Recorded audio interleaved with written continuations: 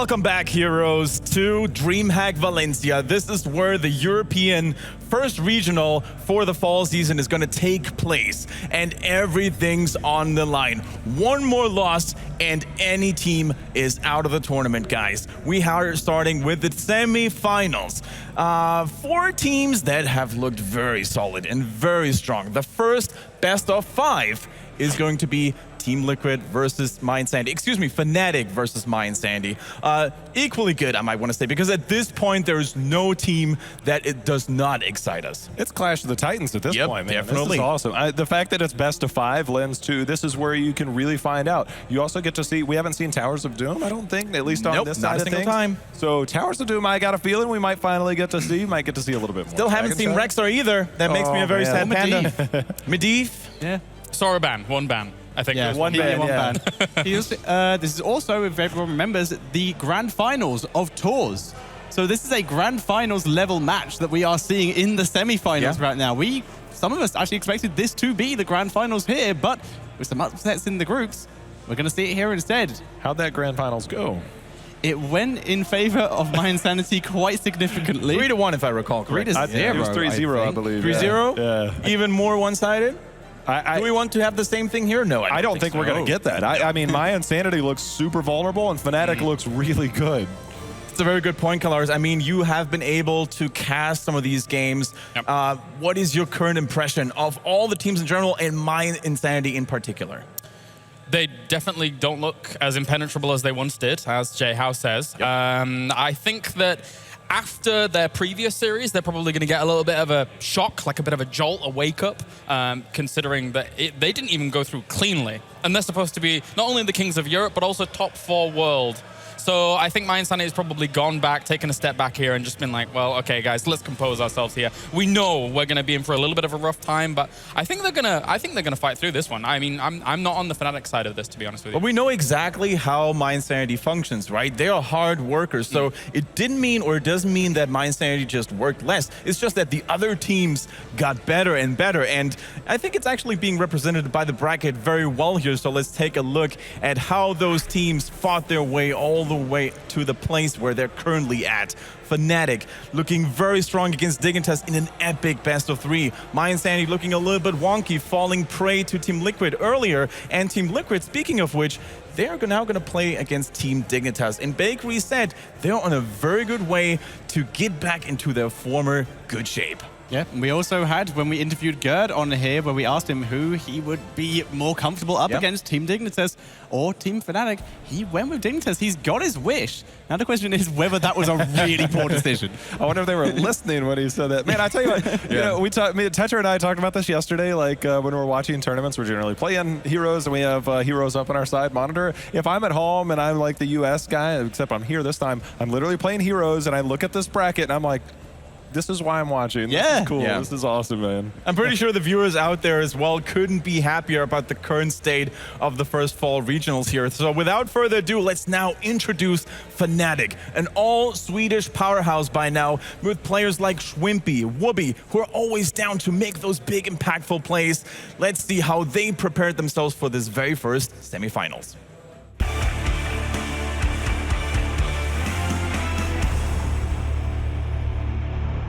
20 gems left, and they're spread out. The series versus Dignitas, I probably played my worst game of my life. We know what we have to do, and like it's no point to get your chin down, because then we will lose 100%. So everybody just made sure to pick each other up and be positive. Second game, we knew that we just stalled 16. They can't end. Like, they can get a keep at max, but we have so good deep push, so we just stalled it to 16 to 18, and that's where we come back. This is what Fnatic was looking for. This is why they were patient. I don't care about the prize money or anything. I just want to go to the global and prove myself and our team to the rest of the world.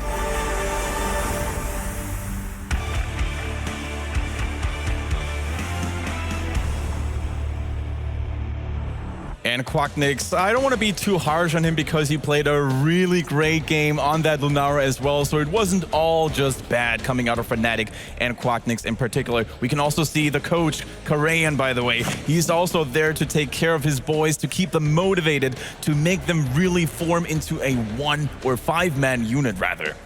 When we look at the numbers on that Lunara yesterday, that could be like one of the most epic Lunara games ever. But the rest of the team, man, should not be overlooked. It took a team effort for them to survive. Obviously, Wubby being a big part of that.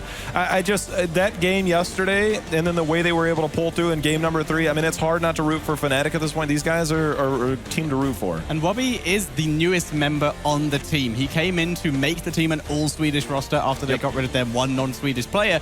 And since then, he seems to be just the missing puzzle piece that they're really pushing forward to, like Quacknix said, really prove themselves on a global All right, scale. boys, we're waiting. Where's Maxi? Okay. He was the first. He was the first to get to us. He was actually not really paying too much attention here. No. Or do you think the cameraman was just scared away and just immediately left him? I think try. I think he's in the zone, actually. I think he's very, very concentrated for this. No time for shenanigans anymore. They know they're going up against mYinsanity, and they know that this is a big deal. And of course, our lovely Mr.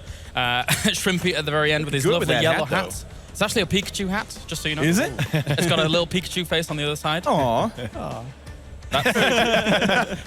Do you think he heard us? It's Shrimpy. Yeah, Shrimpy, of course, also in everybody's mouths these days because his cigar plays were absolutely insane. Those Moss were absolutely devastating, and we're single-handedly dismantling Dignitas in the late game. I can't speak highly enough about this team. I mean, they were obviously on the fringe. They were top. You would consider them top 3 in Europe, and then you talked about the fact that they made it to the finals at Tours, and so this is their chance. Somebody was saying something the other day. I think the day before, they're like, "Hey, in this tournament, they finished 4th and 3rd, then 2nd." And it's kind of been a progression, Tetra. Yeah, there's only one place to go from here, and that's to first. So that's what they're aiming for. They're about to break their streak. The funny thing is that all of these players are actually championship caliber. Think back to DreamHack Winter when Smexy and Quacknix were first kind of integrated into the team as trialists, and then won DreamHack Winter. Shrimpy too. And overall, it was an extremely strong performance by them, and across the board, they're a very good team. Let's take a step back even further. Like Clara said, championship level players, because Breeze and Shrimpy were on that legendary Na'Vi roster that went all the way to BlizzCon, coming into the semi-finals, only finally going down to Dignitas, who are also here still playing together. But these two players, championship level, and have a huge amount of experience under their belts. But despite their not on-point form, if you will, mYinsanity are not an easy obstacle to overcome. They still have individual class. They have a lot of discipline and hard work, and they are here to make a statement that they are still the West's best team.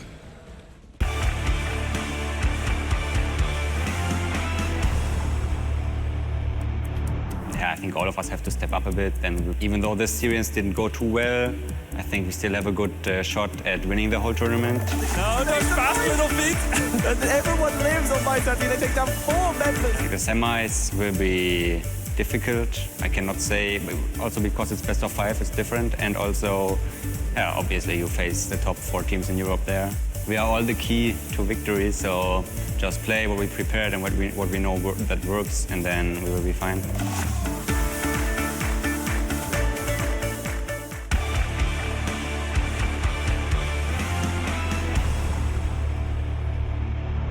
Against the Awoken Fnatic, mYinsanity needs to show it their best performance. I mean, they really can't allow to make any of those mistakes that we've seen in the earlier series today and yesterday, guys. Yeah. Kendrick, I wholeheartedly agree with you. They've had some stumbles along the way early, Tetra. Yeah. There's no room for error. There's a little bit of room for error in the fact that it's a best of 5, but you cannot slip up like they've been doing the first day and a half. Lumby said it perfectly there. They need to play what they know works, because in the couple of the matches we've seen them lose, or at least get close to losing in, they seems like they're trying to reinvent something or try something different, but play what they know works, play the game that is mYinsanity, and they should be the team that we've been here to watch. What do you think, Kalaris, should be their strategy of choice here? Stick to a very standard composition, pull out some secret weapons maybe early on, like the Cho'Gall, like the Vikings. We've seen it all coming in from mYinsanity. You say like the Cho'Gall, like the Vikings. You know what I'd like to see again from them? I'd like to see the Tracer.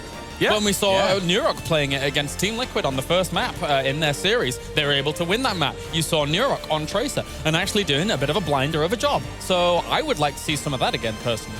Anything else you want to see, guys? No, pretty much covers it. It looked so different. Like when they played the Cursed map a little while ago during their first set today, and everything that they've shown, I guess, from earlier today, it seems like they've kind of put yesterday a little bit behind them. Obviously, they don't look as sharp, but that game on Cursed Hollow makes me feel like they're starting to round into form. As he said, hey, we still feel like we can win the entire tournament. I don't think their confidence is shaken at all, but they definitely have to put it together. No stumbling blocks this time around. And it's really hard to say, like, how seriously we can take their series against Virtus.pro that we saw today, for example, because let's admit the first game wasn't really that great. The second one was very one-sided though, and the third one also going very well. So is mYinsanity really that struggling as many people say they are? Hard to say, but what is very clear to say is that the first Battleground is now going to be shown on screen, and we're going to take a look together at what it's going to be. Just gonna wait a little bit. There we go. It is going to be Infernal Shrines here. By the way, as you can see, it is a best of 5. So more Battlegrounds being unlocked. Game number 3 there. Oh, there we come. Super excited about that. Towers of Doom, boys. Guaranteed to happen. So that's nice to see at least. And, well, we know that, you know, the Vikings can be pretty affluent on this. The thing is though, both sides can play it. So I expect it to be banned, almost guaranteed. Vikings banned on that map. And Towers is also a map where we have discussed it, maybe not in so much as a pro setting, but a bit of the Medivh cheese that we sometimes need on that map. First things first. Kerrigan ban on much like a common thing to do these days at the European Regional here, to ban away that Kerrigan unless you have the first pick and you really want to go for it. But it looks like Fnatic, you know, they say we want to prioritize something else. And mYinsanity on the flip side, they banned the Tostadar away. You know, here's the part where it's either Kael'thas or Greymane, I think. I think that if you don't take Kael'thas, then you give up that ETC Kael'thas to somebody like mYinsanity. Or if you're going to try and go up against the comp like that, you need somebody like a Greymane. So I like the first pick, Kael'thas pickup. It's just a safe, strong pick. Sorry, I was going to anticipate maybe mYinsanity drafting their first couple of picks around the idea of maybe making it look like a Cho'Gall comp, because they can actually run it very, very well on this map. But with the Muradin in there, sometimes it doesn't really couple up that well. So maybe they're not really thinking about too much baiting that, like the idea of a Cho or a Gall ban in the second phase. Would be a little bit too crazy maybe to go straight like into that Cho'Gall in the very first game. mYinsanity, man. First of all, it's in their name. I mean, normally what teams like to do here is to test the waters and see like how far can we get, how is the enemy team drafting in this series. Kael'thas looking very, very neutral so far. You can almost fit him into any team comp. Not really giving away too much information here. Yep, Rhaegar being hovered over, as well as ETC and Leoric. Rhaegar is the first one locked in. We could still see the ETC of Leoric giving some great clear on those shrines, whereas ETC just the Fnatic playmaker. Breeze on that hero is very scary. But you notice that Muradin and Falstad are two fantastic components against the ETC. Yeah. So maybe they're a little bit apprehensive about doing that this early on, or even at all. Yeah, and that's why we can see once again for their second pick in this phase, the Leoric being hovered over, getting that wave clear, and not as big of a deal against Falstad and the Muradin here. Guys, going up against Virtus.pro, mYinsanity, first ban Tostadar, first 2 picks Falstad, Muradin. Things are looking rather comfortable and familiar right now for mYinsanity. The problem is they got Rhaegar last time. I'm not sure if they're going to get, obviously Rhaegar being taken off, but it seems to be playing into exactly what their strategy wants to be. They're taking Tostadar off the board. I'm just curious what the next one is. Obviously, I think with Zul still on the board, I'm a little surprised. Obviously, Leoric's going to play more of a bruiser type role. We won't see him solo up there, but I'm actually a little bit surprised. I understand Leoric. I understand that with his changes, he's up there. I can't believe the low priority of Zul on Infernal Shrine. That is really, really surprising. Good point there, J-How. I mean, Zul considered to be one of the best, if not the best wave clearer that we currently have. And especially on Infernal Shrines, where you can totally rotate between bottom, top, and middle to keep those skeletons up and threaten the enemy structures. This is very hard to understand. Yeah, but once again, Zul just completely being neglected right now, and it's Greymane being hovered over by Fnatic, removing some more of that burst the mYinsanity could potentially run, which could really be a danger for the Kael'thas, because if you burst them down before the Ancestral goes off, that is one of the biggest counters to Rhaegar. That's exactly what they went last time. Is they had Falstad, Greymane on that back line, and whenever they needed to make plays happen, they had two heroes that could really, really do so. And Falstad and Greymane, when it came time to secure the kill, you've got Kael'thas sitting there. I mean, it was just. It seems like Fnatic has done their homework.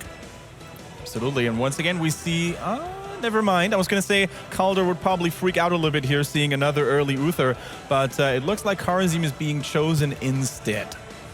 Yep. I'm curious if mYinsanity wants to go into somebody like a Diablo. I mean, they're known to do so. I'm not sure if that would pair up. Obviously, Sylvanas still being on the board. If you're not going to go Zul and solidify the front line, Sylvanas, I think, has got to be picked up by one of these teams. I think any support here anyway is a little bit early. I mean, there's already Rehgar on the other side. There's no ban phase extra coming in. They could kind of just secure things that are a bit more, you know, contested, and then go for their support later, surely. Unless they are hiding something. Yeah, We have seen from mYinsanity before. There's the Kharazim once again. Has to be a bit more flexible with their last pick. So we'll see what they bring in. It could be something creative, it could be something normal, but it allows them to now be reactionary as opposed to get reacted to. Right, they're still taking their sweet time, thinking very carefully about their next pick. I mean, you really have to do that too. And Kalar's the prophet. Hey. It looks like Nuruk did it again and plays his beloved Tracer. I like it a lot. He looked good on it. I mean, at the moment, they've played it twice in this tournament, and it's won twice. Yeah. Good job, Nuruk.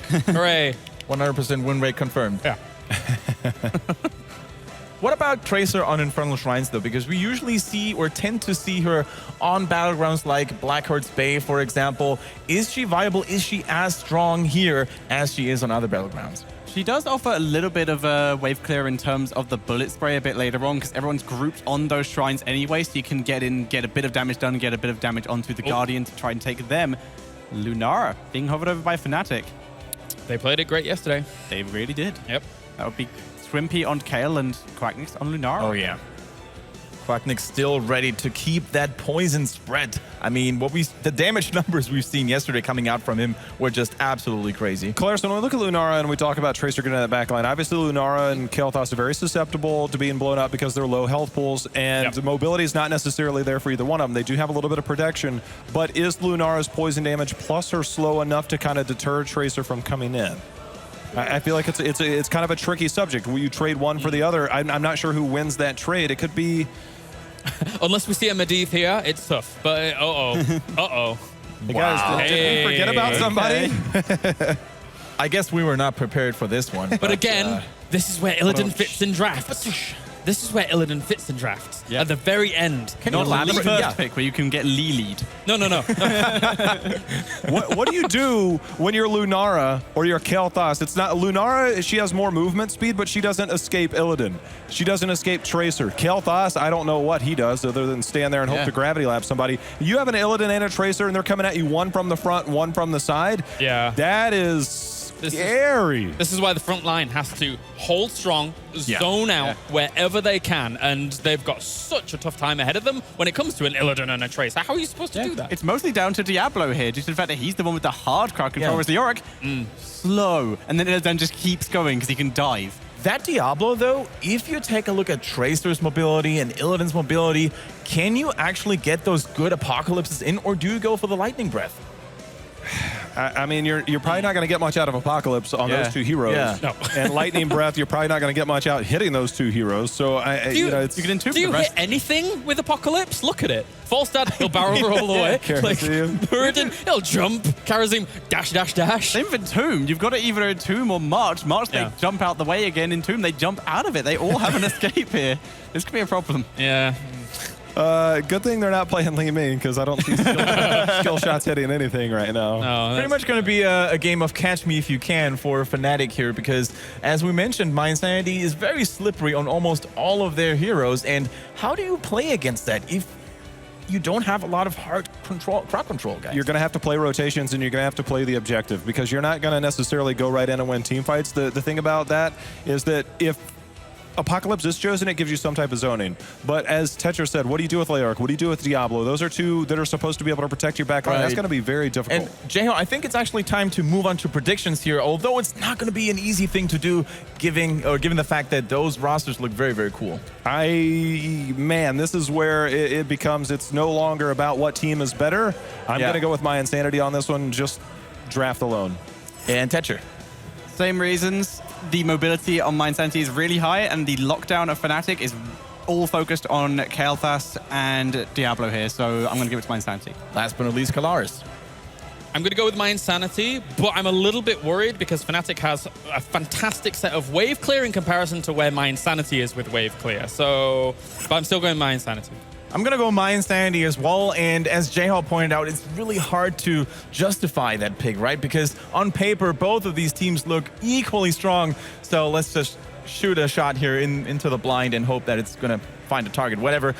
Those casters over here look very ready, if I'm not mistaken. So Kaldor and Wolf, why don't you take us to Infernal Shrines?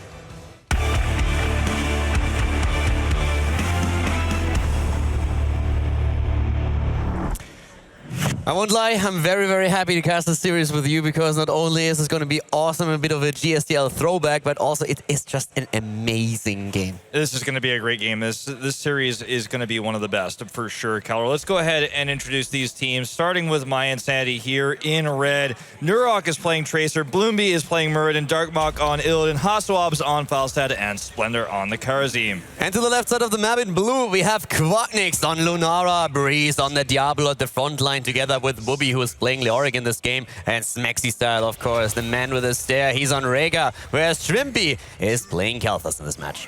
This is going to be a really exciting one. I have to ask you, which draft do you like better? Because I'm really leaning towards Fnatic myself, actually. I know the commentators on the panel were all giving the vote to mYinsanity, but I actually kind of have to lean myself towards Fnatic here. I like Fnatic's draft much better for the map, I have to say. mYinsanity has the mobility, so they need to really be on point, especially Rhaegar needs to keep Lunara alive in Kael'thas. I expect Lunara to go for Greater Spell Shield on 13 to be just a bit safer here.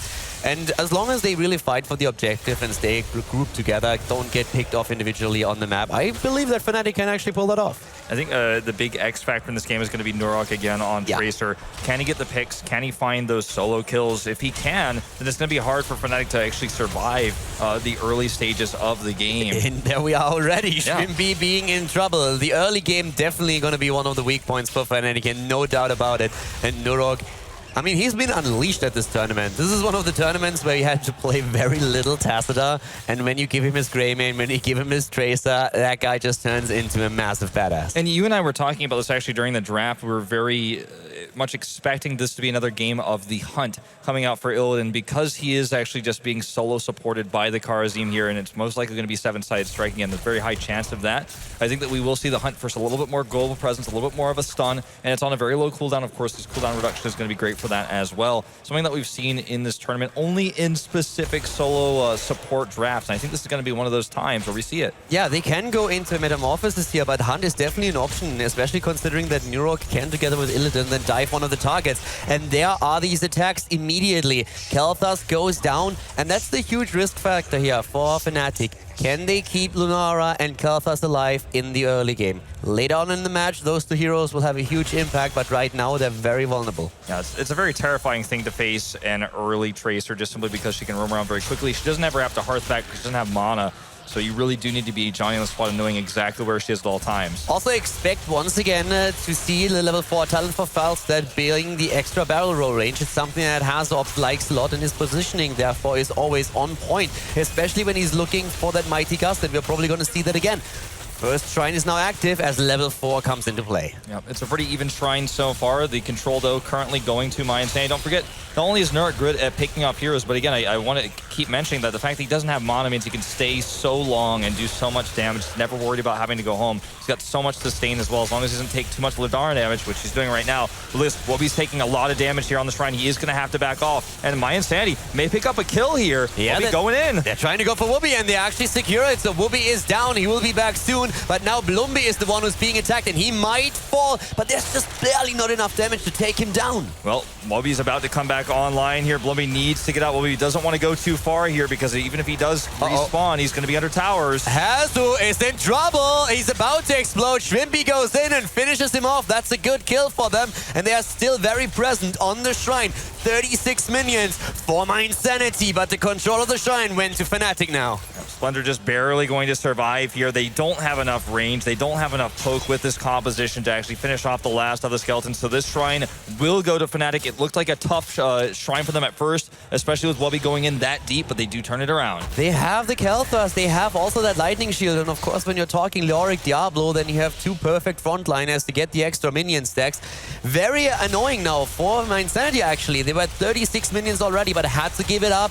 Definitely a very difficult choice here. Of course, an early Punisher, baited in early, is not going to do too much damage, but one of the towers fall, and we are also seeing the gate destroyed. Oh, they're actually going to commit to trying to take out Breeze here. They're trying to knock him down. Darkmot gets on the other side of him. There's so much damage, and Breeze will fall here. He was trying to get a counter kill, though, and went towards Splendor, and they get the counter kill. Perfect play here, and Tracer in trouble. Nurok is taken down. That's the strength of Lunara right there, putting the poison on, slowing him down, and then Kel'Thuzz says, thank you very much for the setup. Here's a gravity lapse. Have fun. Oswald just going to get some split soak done down here and even some structural damage done the bot lane, which is part of why all of this happens. He didn't fly in time to save anybody, but he just did get that split soak. He's keeping them pretty even in EXP.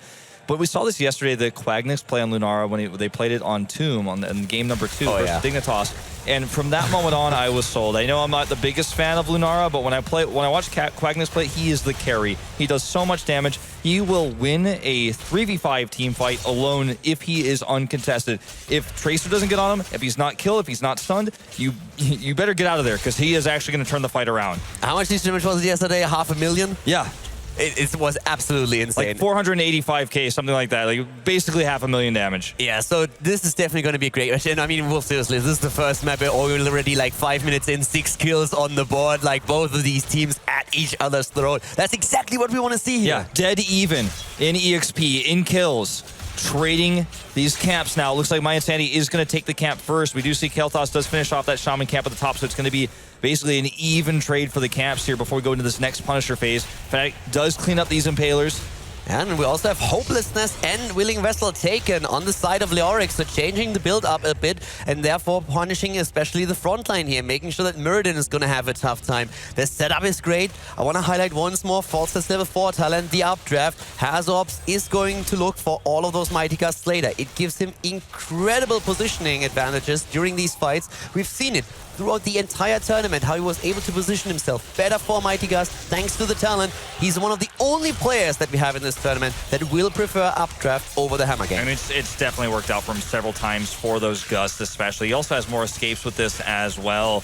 And this is a shrine that so far has turned out to be fairly even. Lurok looking for the angle, but Wubby is also trying to spot for him here. Again, pay close attention to Quagnix because if he is left alone, if he's left to do his damage, it's really going to start to add up here in these team fights. They're trying to push them back now a bit. mYinsanity is starting to attempt some shrine control, but we have Fnatic still in position. Will be at the front, already on the ground. The healing totem dropped by Smexy on his Rhaegar. Immediately taken out now too. Both of the teams trying to just wait for that small advantage that will allow them to go into team fight. Wubby attacked and about to be taken and down. Down he goes, and this is a big problem here for Fnatic. They lose a lot of their damage here, and they lose a lot of their clear, and there's no way they're going to be able to get the shrine. They have to give it up to mYinsanity, and with this, or excuse me, to mYinsanity, and with this, level 10 is about to be reached here, and this is when the Gust is going to come into play, and we're going to be looking very close to see if Darkmot goes for the hunt, because that's going to give them 2 global game changers. Muradin at the top lane looking for a kill against Lunara. They're trying to flank her here. At the same time, in the middle of the map, we're seeing the Punisher baited in. Quagnix safe on Lunara, did not get ganked, was careful enough, and is now rotating back into the middle to help with the defense. Darkmot going really deep here, and he does go for Metamorphosis, and we do see Palm, so there's getting more of the sustain Illidan, that team fighting Illidan that's going to be the longer standing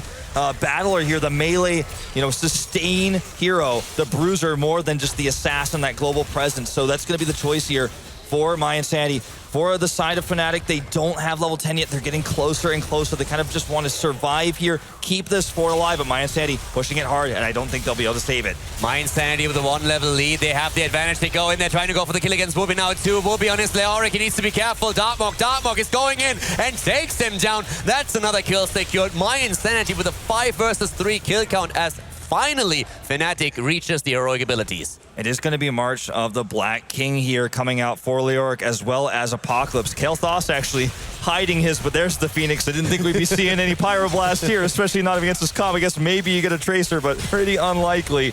Quagnix coming from a flank here. Breeze is actually going to deny this invade. Haswabs, though, flying in. We'll see if they can control this. There's the Apocalypse already coming through there, going for Splendor. Splendor in a bit of trouble, should be able to dash away though. We're having Blomby hopping out now too on his little dwarf here, but Quagnix already in pursuit with his Lunara.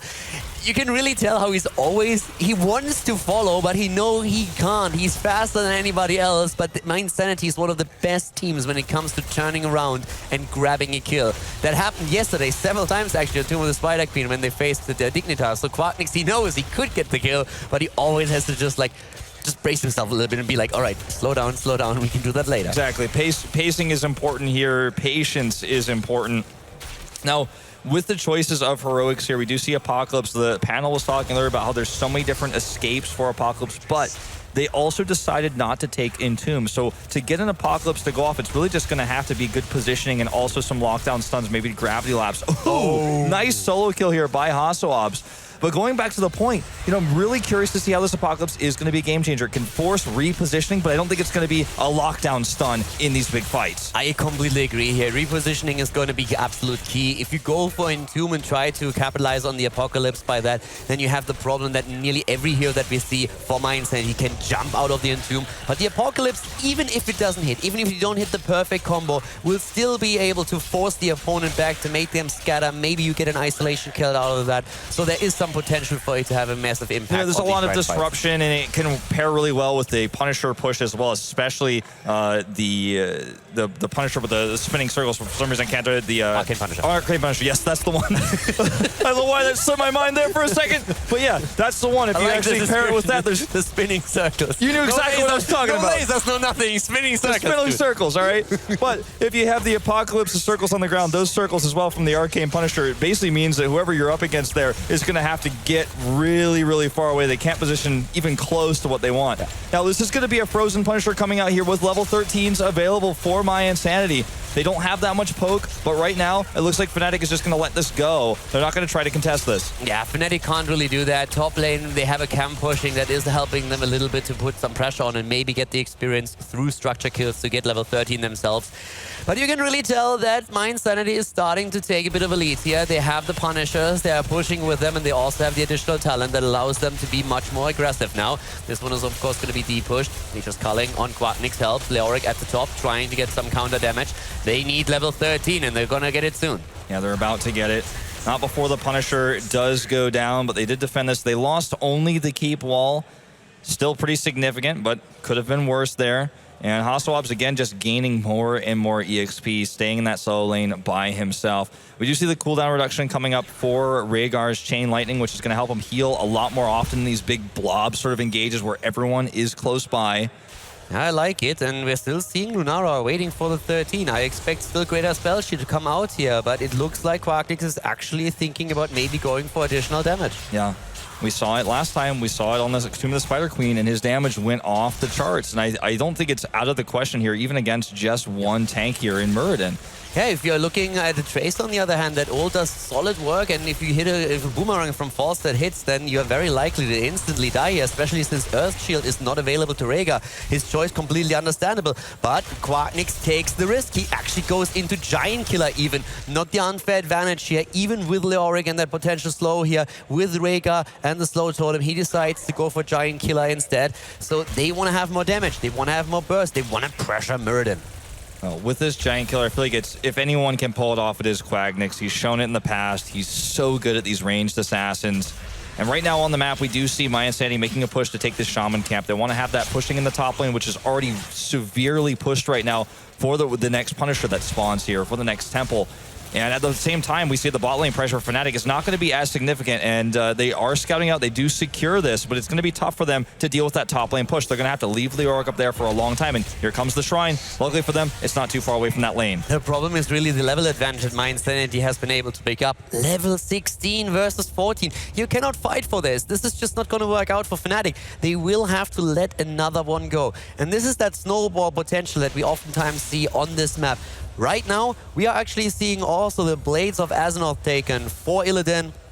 Arigas together with a Flow Rider for the additional pressure and the heavy impact on the side of Blomby's Muradin. You can't contest this. You have to try to soak. You have to try to reach 16.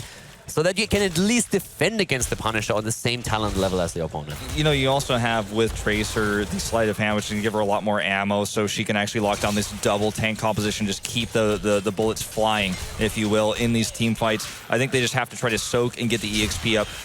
On the other hand, HOTS is bot. He can fly up at any time, but maybe this is the time to go in while he's missing here and take a fight. We'll be up at the front here looking for in a position, looking for an engage, but they just can't find it. Instead, they're going to push down onto Falstad here. They're going to collapse onto HOTS and force him to react. And Whoopi even moving down with him. He knows that on his Meridian he's able to escape. He just tries to make sure that HOTS is not being caught off guard. Very cautious play by them. They leave Illidan on the shrine. That's all that they need. He has the clear potential, and this is an Arcane Punisher. And we still do not see level 16 for Fnatic. They're still missing out on the talent.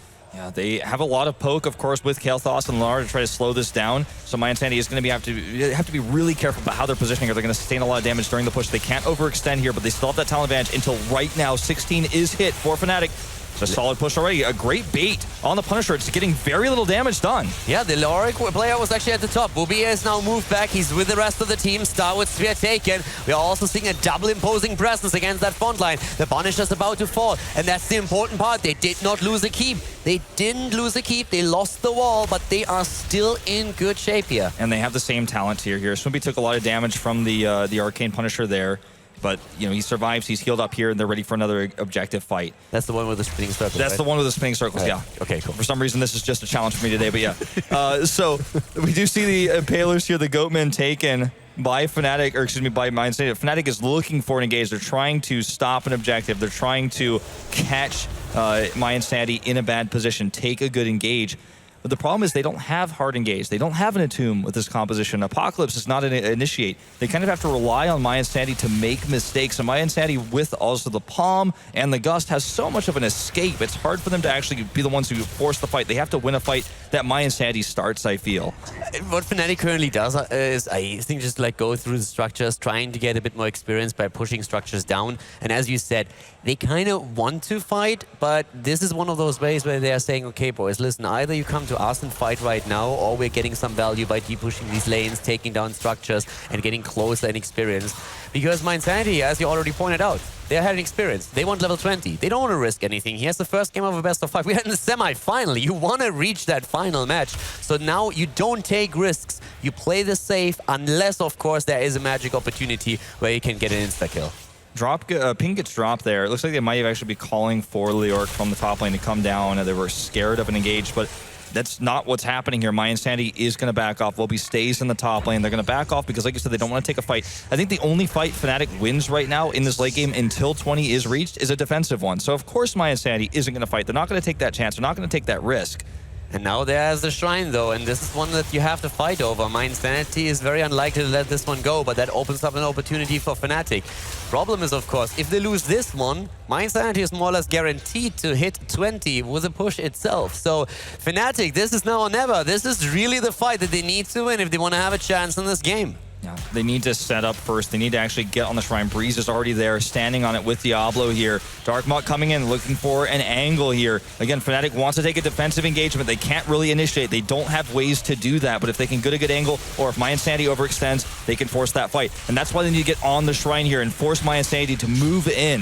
Quacknix needs to be very careful. He can't be isolated from the rest of the team. Whoopi is always keeping himself a little bit farther to the bottom, whereas Diablo is on the Shrine. Breeze has that wave clear. Shrimpy is moving in as well. Hits another good flame strike. 18 versus 21. Fnatic, they need to be careful. This is also a trap up at the top. The Shrine, you can't really move out there. Bloomby is trapping them for height. Here's the Mighty Gust into the corners. Bloomby jumps in with a stun. Immediately we're seeing the Ancestor going down. The Apocalypse is hitting home, but Lunara is already dead. Yeah, that he is. Darkmok is on the retreat here. Bloomby is also trying to get it. He actually goes in for the triple stun as well. Locking down Smexy here. Smexy is so low, but he gets killed first. Murden now destroyed here. And it's 1-for-1. Nurk on the retreat. And Lunara, of course, missing out right now. It would be great for them to have her here to clean up, but they got the kill against Murden, and they get the Punisher too. It's Fnatic all of a sudden. They can push here. Yes, mYinsanity close to the 20, but who cares? It's a 4 versus 4, and they have a chance to get damage done. They don't even have to move with the Punisher. There's still 2 forts that they can take down to get the experience and close this gap. Exactly, that's so true. And this is the Punisher actually going straight for the keep wall, because this is a lucky Punisher spawn for them, because at the top lane,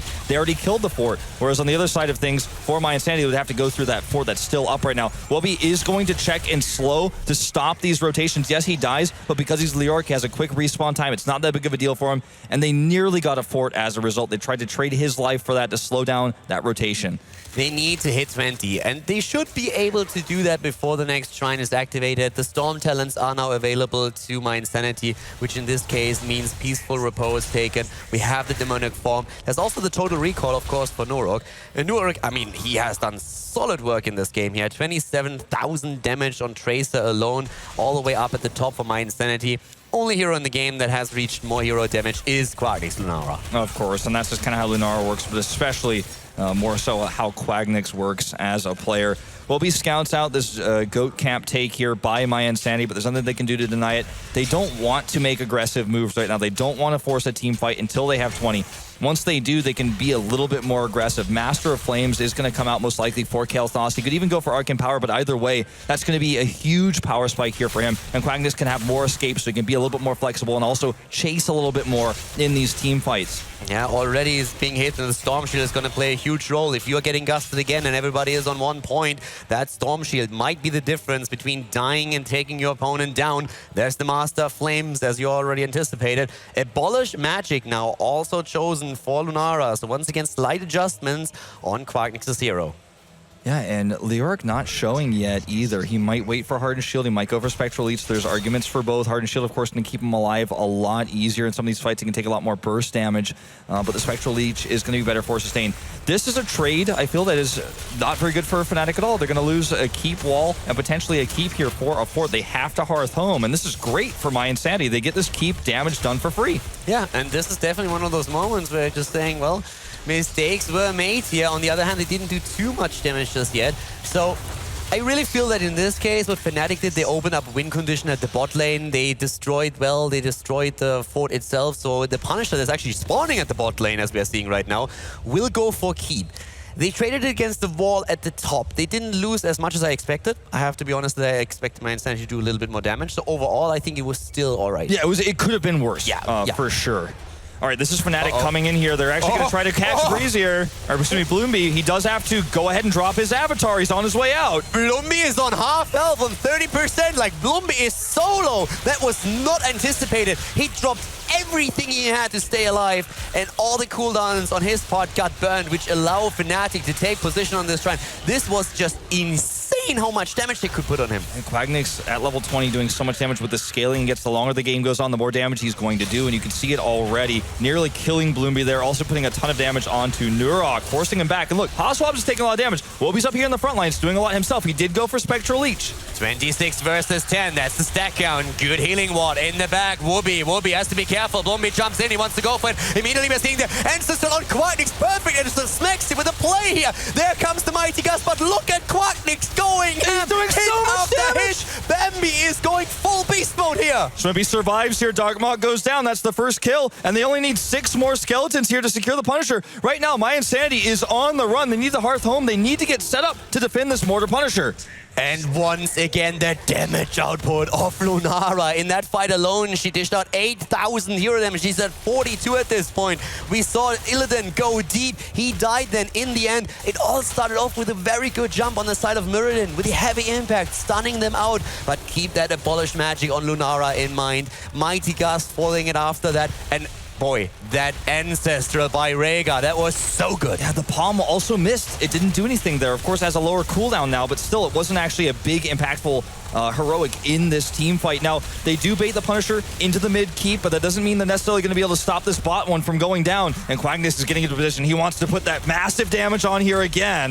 Quagnix, he has the Nature's Calling on 7, and he is putting in the pain. He's bringing it. 140,000 damage against Siege. The bot keep is down. The one in the middle has taken severe damage, and the fight is not over just yet. Bloomby going in with the Avatar on Mirrodin. He's jumping in, stunning Diablo, but the turnaround down as Fnatic is looking for a kill. I think this is a mistake. Fnatic is on the chase here. Here they go. There's the bolt in. They grab the stun to Bloomy. He's going to be the first to fall. The gust barely keeps him alive. The bomb goes up. my God. But Bloomy's in perfect position. There goes the gravity lapse as well. Muradin is dead. Muradin is down, taken apart by Lunara with the last possible shot. And this is Fnatic's moment. They're starting to move in. The tank is gone. The bot lane completely abandoned. Here comes Fnatic. Game number 1 in the semi-final here. And this could be the first map for Fnatic. They're looking at their core. They want it. They're slow with the approach though. Quacknix, they need to keep him alive. Yes, the nature's calling, but this is the moment as Illidan jumps in. This is so much damage here already for Quacknix. Look at what he's done to the core alone, down to 85%. mYinsanity, I don't think they can stop this. They need Bird in here. He's not here. Darkmok heals up a little bit. There's the Storm Shield. They need to keep Quacknix alive. Darkmok is going in. Illidan is in trouble. He's rushing away. So is Hazobs. Hazobs is poisoned. He is poisoned. He's going to fall if he doesn't get a heal. Splendar's waiting for the cooldown. He gets in the last But it's too much. The core, on the other hand, is down. This is game. Fnatic moves in and takes map number 1 in the best of 5 series. Very, very well played. Fnatic is breaking, crushing expectations here in this tournament, taking this first game with flying colors. Things looked tough for them before they hit 20, but they were able to stay together, to defend their keeps, keep their keeps alive, soak for 20, and again, Quacknix, the carry here, the master of damage on Lunara. Really, I feel he's the reason why this team was able to take the win. And such a smart go for the core. Not a blind right click, trying to just kill it before they kill you. Very, very slow approach here. They see Illidan jumping in, they turn him on, and Darkmok has to move back, tries to heal, goes in again, nearly taken out by Wobby alone. And Hazob's finding himself in the same position, very low, and then they're saying, boys, now we got this. They can't fight us or they will die. They go for the core, take it down, and that's the 1-0. Very, very impressive play by Fnatic in this first game, but it's just one in this best of 5. And before we go into game number 2, we're going to see what our panelists have to say about that amazing game number 1.